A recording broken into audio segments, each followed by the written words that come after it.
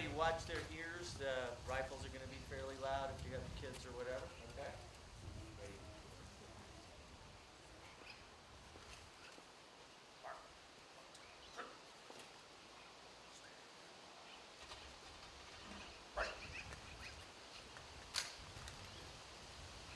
Ready? Hey!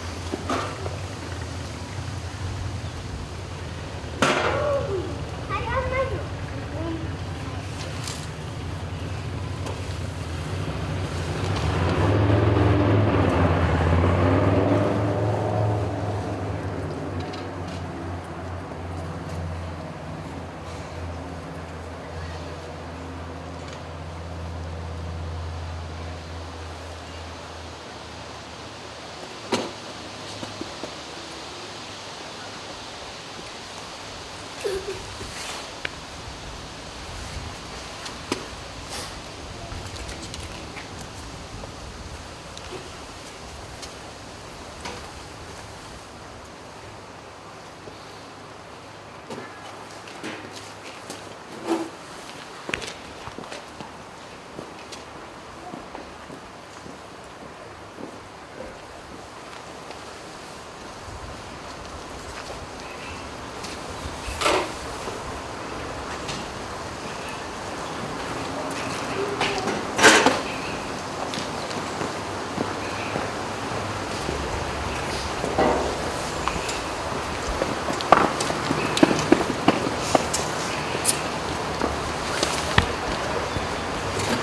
behalf of the President of the United States Army, and a grateful nation, please accept this flag as a symbol of our appreciation for your loved ones' honorable and faithful service.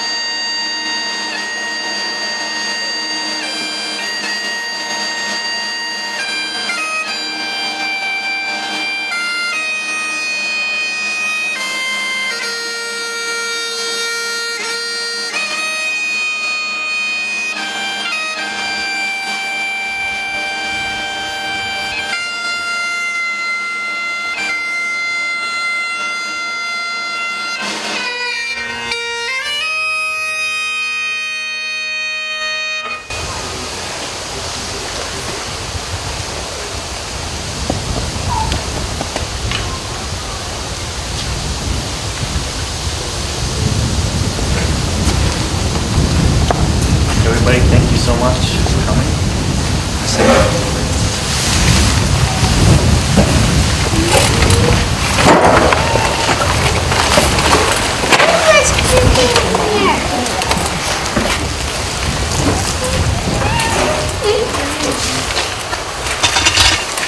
Thank you all for coming today. Vern, the Colonel, Pop, a man of character, some would say he was a character. West Point Airborne Ranger, sharpshooter, served in Korea, Vietnam. His roots, born in Colburn, Colorado, raised in Gunnison, honeymooned at Trout Lake, served the local community here. As the first Rails to Trails chairman in San Miguel County, president of the Ski Ranch Association, San Miguel Emergency Manager, Planning and Zoning Commission, Rotary President, leader of many 4x4 events, active Elks member, two-term County Commissioner. Vern once said, no matter what we face in life, what obstacles we face, we must press on. I would ask each of you in the next week, month, year, when you face adversity, to channel your inner Vern and press on yourselves. In this way, he lives on. With that, I would like to invite those who care to speak. I don't know if you want to start, Charlie.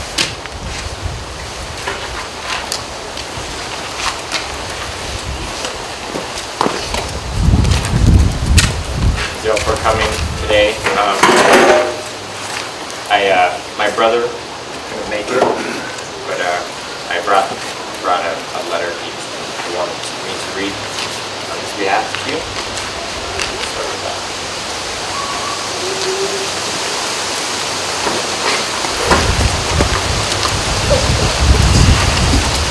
So on behalf of my brother Colton Keeling, one of Vern's grandsons. We are gathered here today to celebrate the life of Vern and Ebert. My grandfather allotted his time to a variety of things in the county of San Miguel. Many people knew my grandfather for who he was: a father, a grandfather, a leader. One special characteristic of him was his love for the outdoors. With quiet passion, everything was kept to self. It was never verbalized or expressed enthusiastically, but brought forth every summer. When the snow melted and disappeared, so did the top of his Jeep.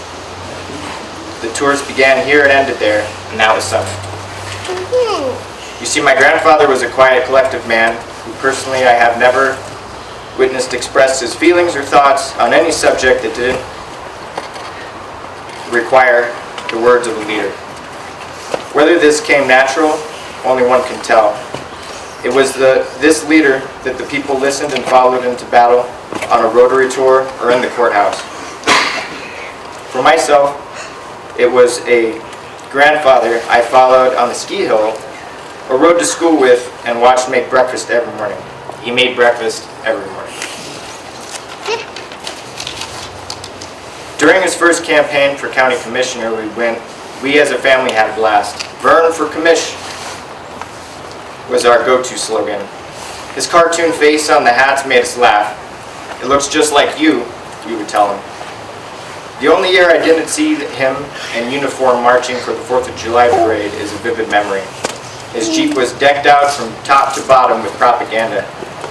We drove slowly from one end of town to the other with my grandpa at the wheel. That's the way he was. He was a leader. He was there, always there for me, for my brother, for our family. It was his family. His compassion would live through anyone he encountered. I'm sure of that. I will never forget what it was like to be in his presence. I felt honored, dignified as a person. I felt respected and cherished as his grandson. I felt safe. I had the ability to be who I am and to express myself in the presence of Vern and Ebert. I love you, Grandpa.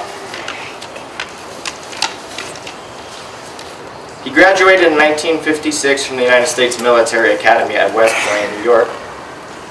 He retired a lieutenant colonel in 1986. He settled and built a house here in Telluride where lived, worked, and live some more. I had the opportunity to live with him for a couple of years in middle school. I moved in with my pet rat Noodles. He liked that. During this time, he asked me what I wanted to do with my life. I told him how I wanted to be in the Army, how I wanted to be an Army Ranger.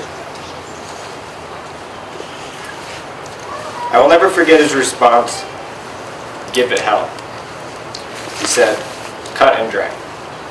Eventually, I left back to my dad's house where I started high school. I was in my sophomore year when I got the letter stating that I was accepted to West Point.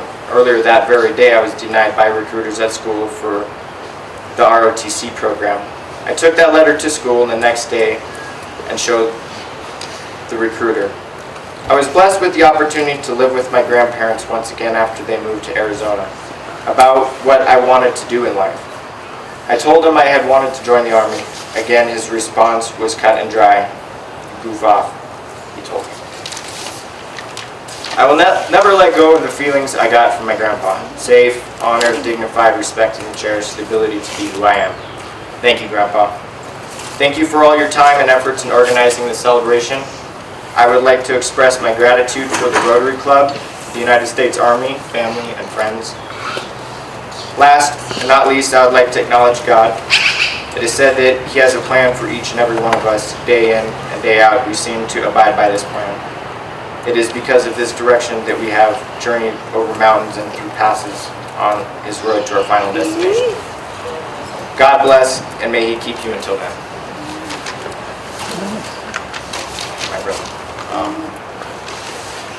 I just wanted to say a couple words for myself. Some of my fondest memories from my childhood was right here in Telluride with my grandparents. And I'm just grateful that I was able to know him and to be loved by him and to be able to love him. He was a great man. Thank you.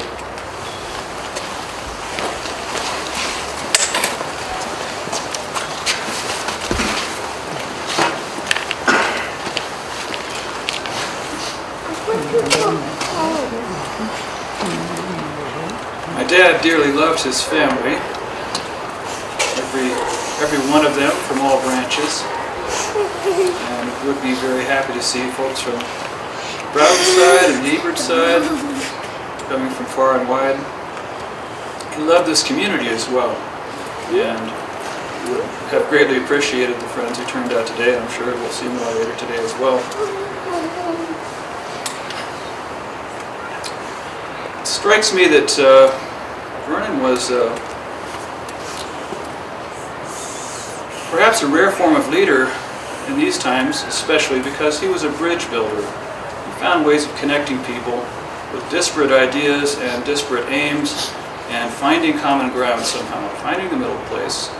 Whether it was working with the members of the Union of Civilian Employees at White Sands Missile Range, and as Colonel Ebert, he presided. His last Army assignment was Chief of Staff there. We're working with a coalition of BLM folks and Forest Service, Park Service people, private landowners, county certainly, the state,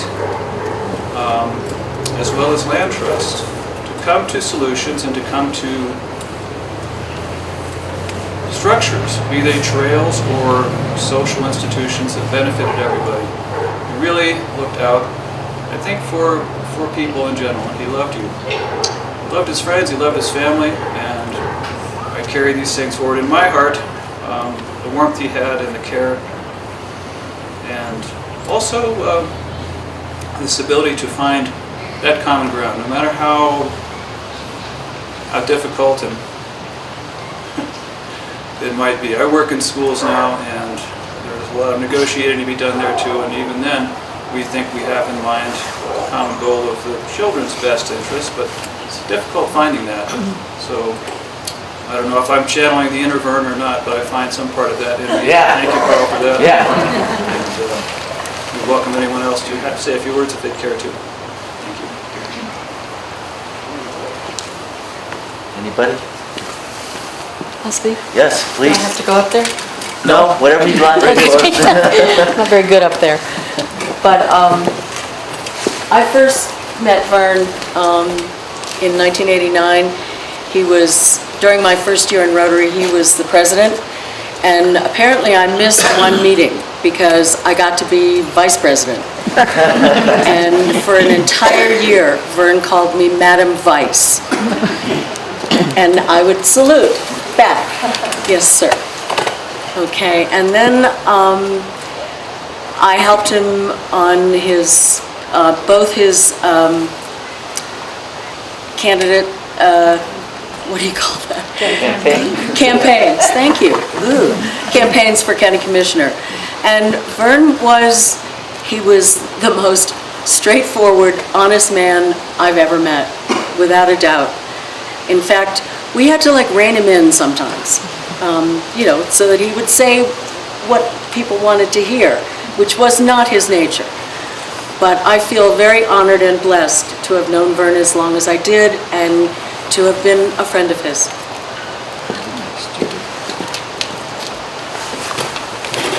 Anybody else? Please, please.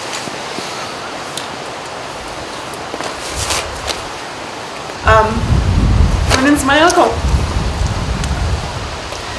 He honored me so much by his service, and I'm so thankful that we get to honor him today. Thank you. Vernon was the youngest of my mom's siblings. He was only 11 years older than I. And when they lived in Gunnison, I would go visit Grandma and Grandpa in summers and hang out there. And I was a kid, and he was a teenager. And Grandma made him take me to the roller skating rink and the movies. And oh, he hated that. He did not like me very well, and he had a lot of names for me, which are very sweet. I was Joni Baloney to him my whole life. But he was always my uncle. And Grandma was so proud, and Grandpa was so proud of him when he was accepted into West Point, and the way he served our country and officiated in my nephew's service years ago. I just really love him, and I'm thankful for what you have done today. Bless you, God.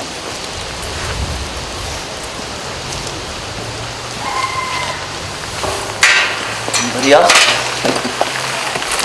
Okay. Oh, here we go.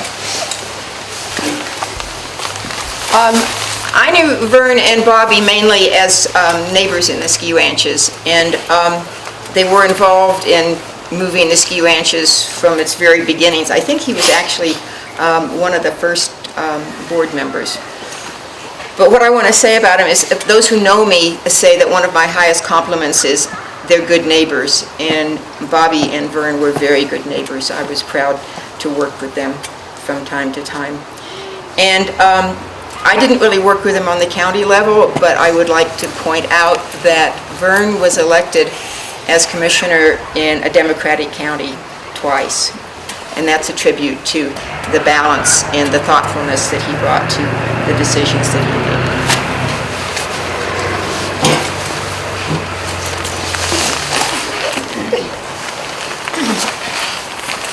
I'm Margaret. I'm the older sister of Joan, and I guess I was always Maggie, right? Always Maggie.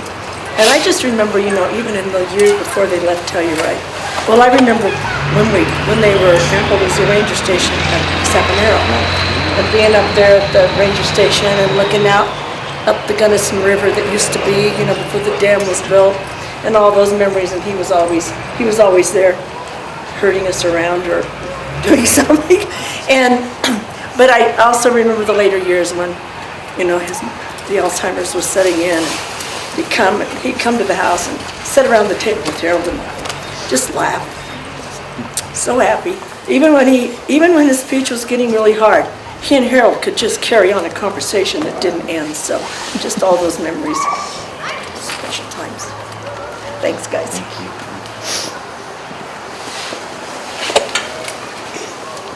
Don't be shy.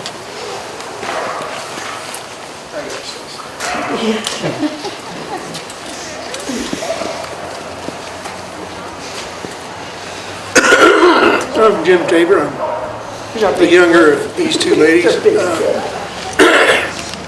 My Uncle Vernon, he was one of my heroes. And my oldest son was killed in Panama City in 1989. I asked my Uncle Vernon to come and do the eulogy for me. And he did. He sacrificed, and came down in full dress uniform. And he was proud to serve and proud to give back to his family that way. That's just what he was. He was a servant of all men for this country. Thank you, guys.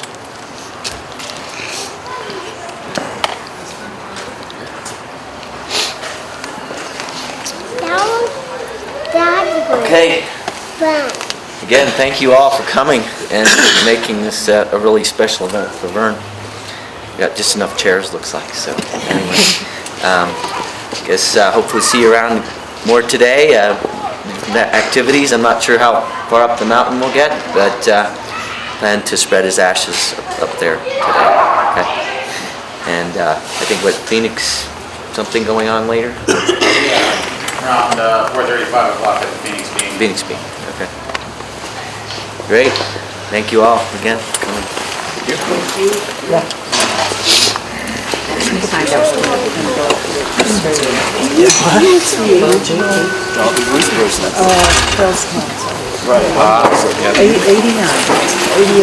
Bagpipes are going to play a little more too, so play a little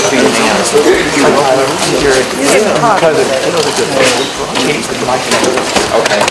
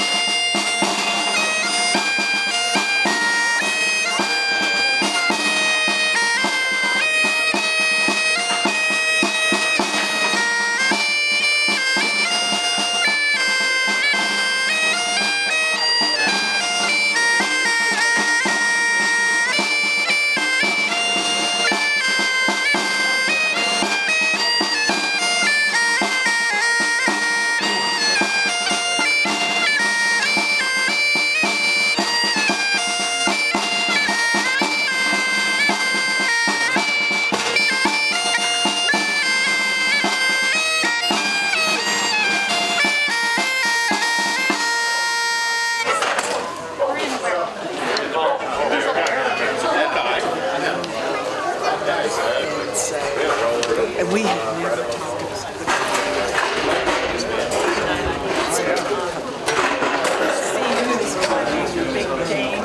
about it.